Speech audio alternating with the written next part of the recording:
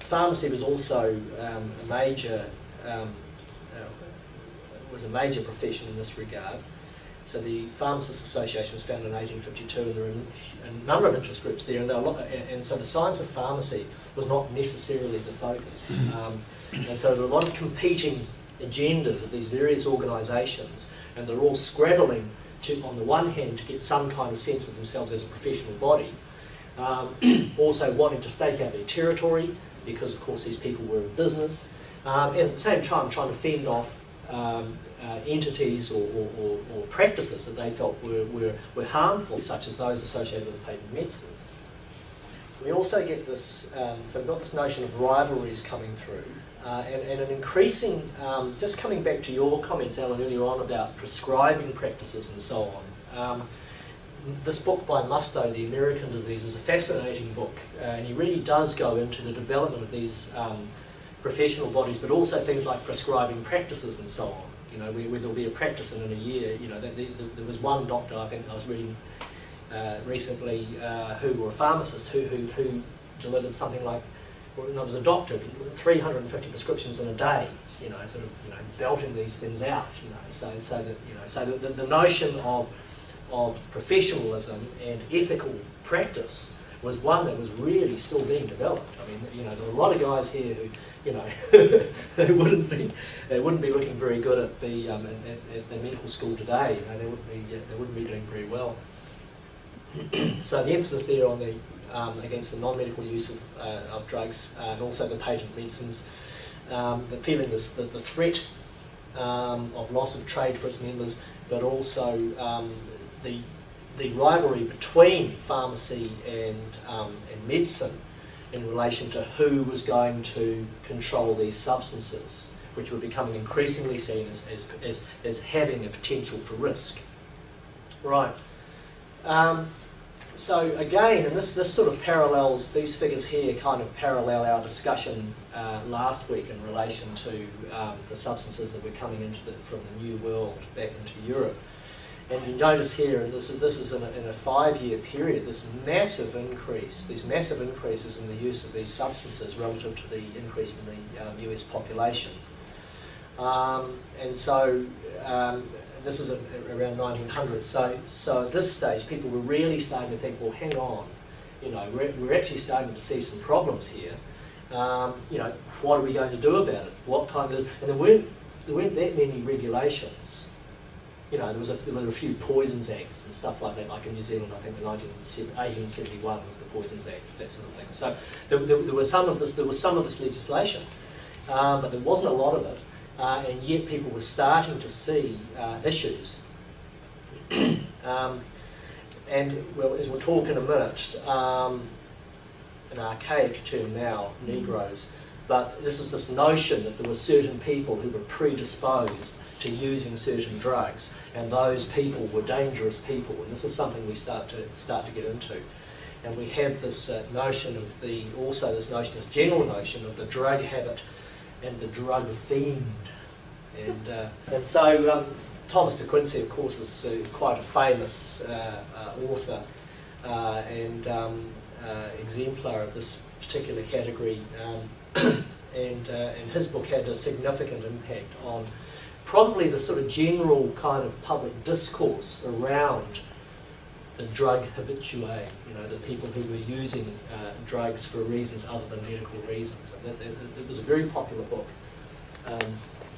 and spawned, as you can see, even much later.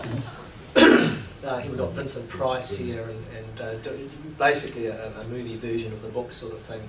And this notion of wantonness and licentiousness that was associated with the shocking ecstasy of the forbidden.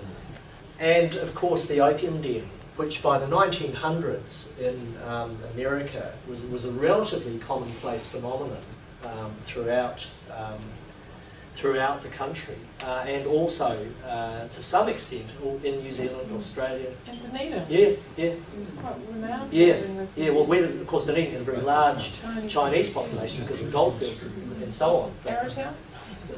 Yeah, you know, it was all go. You know, between the Court Line and the opium dens, it was a fun time. You know. When I first started my nursing, I had a placement at the methadone clinic. Home delivery to, I think it was about 5 or 7 opium addicts who were Chinese, Right. who were still alive. Yeah. But they hadn't been started on methadone because it would have been cruel for them. Yeah. And I remember reading about we'd that go around in and the deliver. 1970s. Yeah. There was still the it was accepted race, that there were a group of people, old Chinese, Yeah. who were in fact still using opium. Yeah. And one of the couples that we delivered to, he was Chinese, she was New Zealand European, and they had an opium den set up in the top of their house. Really? Yeah, and you would go in and In the 1970s. this was 1980s. 83. It's amazing. Yeah, and That was you like take the prescription. on prescription, take the liquid opium to them and they put it in a safe. And we knew that they were boiling it down and making it into tar and smoking it in a pipe. But, you know, these people were in their 80s. Right. And then how was their health? He was crippled with arthritis. Yeah. But the opium helped. Yeah, well, ALS yeah. was 400. Yeah. And so again, that comes back to those, those observations that you were making, about this idea of, well, where does these different types of usages sit on that continuum? Whereabouts are we talking about in medicine? But hang on a minute, that you're giving it to them in one form, it's going to be turned into something else. This sort of stuff. Yeah. One of the things I draw your attention to here is the image of the purveyor of the opium in this case, and this is a sort of the almost sort of evil Chinese guy coming into the room with it's the way it's been painted, and this is something we're going to pick up on as we go along. It's this idea that there were types of people who use types of drugs, and these people were the other. They were these other people. They weren't us, they were other people. So here's a French opium den, and the French, of course, are slightly more classy than some of the other guys. Yeah, but there's still this sort of sense of, look, this guy at the back here is pretty carved out here, and there's a sort of hint of licentiousness, these people lying around. This is an actual picture from a New York opium den around about the 19th to 20th centuries. And they seem quite well-to-do people, don't they? They seem quite well-dressed. Now, this is an interesting one. On the left-hand side here, we've got, this is an English, a London opium den, and sort of suitably Dickensian. Now, the right-hand side, we're talking about cocaine and not opium. And the interesting thing, this comes back to a comment I think that you made, Paul, about the, people taking these substances, these patent medicines, and becoming dependent on them, and which is, again, it picks up this discussion we've been having about the awareness of dependence and addiction, and the idea that they're saying here, it's usually you can contain, you get it in these remedies, you can get cocaine in these remedies, and it's actually really bad for you. So what you should have is my remedy instead of, which doesn't have cocaine in it. And I've got this analyst here to say that I've had a good look at it and I bought it from the marketplace and there's no cocaine or any of its compounds in there. Of course, it doesn't say what is in it, but we're assured there's no cocaine in this, and so this is the one you should have. And so again, we're starting to get this idea that there's an awareness of the dependence-inducing properties of these substances, of these products, and there's a way around that. But there's also this person, the cocaine fiend or the drug fiend, that we have to watch out for.